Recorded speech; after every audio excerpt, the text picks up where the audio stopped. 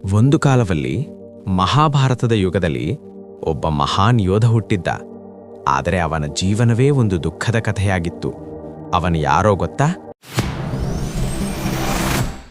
ಸೂರ್ಯನ ಬೆಳಕಿನಂತೆ ತೇಜಸ್ಸು ಹೊಂದಿದ ಮಗುವೊಂದು ಜನಿಸಿತು. ಅದು ಕುಂತಿಯ ಮಗು. ಆದರೆ ಸಮಾಜದ ಭಯದಿಂದ ಆ ತಾಯಿ ತನ್ನ ಮಗುವನ್ನೇ ನದಿಯಲ್ಲಿ ಬಿಡಬೇಕಾಯಿತು. ಅಲೆಗಳ ನಡುವೆ ತೇಲಿ ಹೋಗುತ್ತಿದ್ದ ಆ ಮಗು ಒಬ್ಬ ರಥಸಾರಥಿಯ ಕೈಗೆ ಸಿಕ್ಕಿತು. ಅವರು ಅವನನ್ನು ತಮ್ಮ ಮಗನಂತೆ ಸಾಕಿದರು. ಆ ದಿನದಿಂದ ರಾಜಕುಮಾರನಾಗಿದ್ದ ಕರ್ಣನು ಸೂತಪುತ್ರ ಎಂದು ಕರೆಯಲ್ಪಟ್ಟ. ಬಾಲ್ಯದಿಂದಲೇ ಅವನ ಕಣ್ಣಲ್ಲಿ ಒಂದೇ ಕನಸು, ನಾನು ದೊಡ್ಡ ಯೋಧನಾಗಬೇಕು. ಆದರೆ ಸಮಾಜ ಅವನಿಗೆ ಅವಕಾಶ ಕೊಡಲಿಲ್ಲ.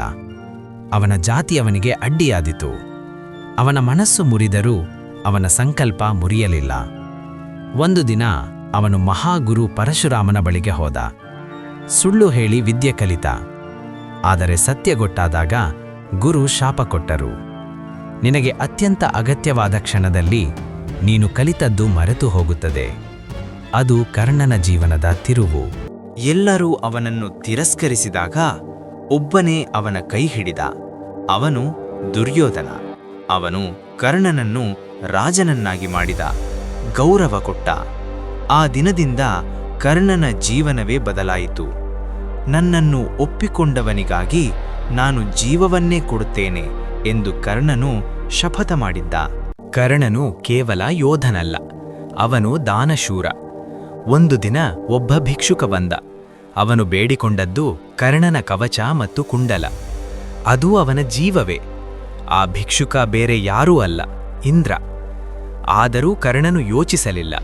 ತನ್ನ ಪ್ರಾಣದ ರಕ್ಷಣೆ ಆಗಿದ್ದದ್ದನ್ನೇ ಅವನು ದಾನ ಮಾಡಿಬಿಟ್ಟ. ಅವನ ಹೃದಯ ಎಷ್ಟು ದೊಡ್ಡದು ನೋಡಿ. ಆದರೆ ಒಳ್ಳೆಯವನಾಗಿದ್ದ ಕರ್ಣ ತಪ್ಪುದಾರಿಗೆ ಹೋಗಿದ್ದ. ದುರ್ಯೋಧನನ ಸ್ನೇಹಕ್ಕಾಗಿ ಅವನು ಅಧರ್ಮದ ಪಕ್ಕ ನಿಂತ. ದ್ರೌಪದಿಯ ಅವಮಾನದಲ್ಲಿ ಕೂಡ ಅವನು ಮೌನವಾಗಿರಲಿಲ್ಲ. ಅದು ಅವನ ಜೀವನದ ದೊಡ್ಡ ತಪ್ಪು. ಯುದ್ಧದ ಮುನ್ನ ಕೃಷ್ಣ ಕರ್ಣನ ಬಳಿ ಬಂದ. ನೀನು ಪಾಂಡವರ ಅಣ್ಣ, ನಮ್ಮ ಜೊತೆ ಬಾ, ರಾಜನಾಗು ಎಂದು ಹೇಳಿದರು. ಆ ಕ್ಷಣದಲ್ಲಿ ಕರ್ಣನ ಹೃದಯ ಕದಡಿತು. ಆದರೆ ಅವನು ಹೇಳಿದ ಒಂದು ಮಾತು, ನನ್ನನ್ನು ಗೌರವಿಸಿದವನನ್ನು ನಾನು ಬಿಡುವುದಿಲ್ಲ. ಅದು ಸ್ನೇಹದ ನಿಷ್ಠೆ.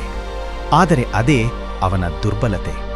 ಕೊನೆಗೂ ಯುದ್ಧದ ದಿನ ಬಂದಿತು. ಕರ್ಣ ಮತ್ತು ಅರ್ಜುನ ಮುಖಾಮುಖಿಯಾದರು. ಯುದ್ಧ ಭಯಾನಕವಾಗಿತ್ತು. ಹಠಾತ್ ಕರ್ಣನ ರಥದ ಚಕ್ರ ಮಣ್ಣಿನಲ್ಲಿ ಸಿಲುಕಿತು. ಅವನು ತನ್ನ ವಿದ್ಯೆಯನ್ನು ನೆನಪಿಗೆ ತರಲು ಪ್ರಯತ್ನಿಸಿದ.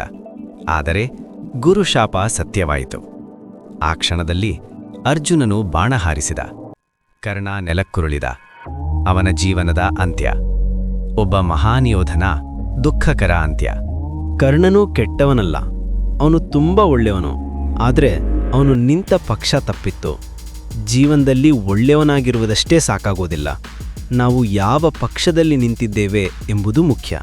ಈ ಕಥೆ ನಿಮಗೆ ಇಷ್ಟವಾಯಿತಾ? ಲೈಕ್ ಮಾಡಿ, ನಿಮ್ಮ ಅಭಿಪ್ರಾಯ ಕಮೆಂಟ್ ಮಾಡಿ, ಸಬ್ಸ್ಕ್ರೈಬ್ ಮಾಡಿ. ಇನ್ನಷ್ಟು ಇಂತಹ ಕಥೆಗಳಿಗಾಗಿ ಧನ್ಯವಾದಗಳು.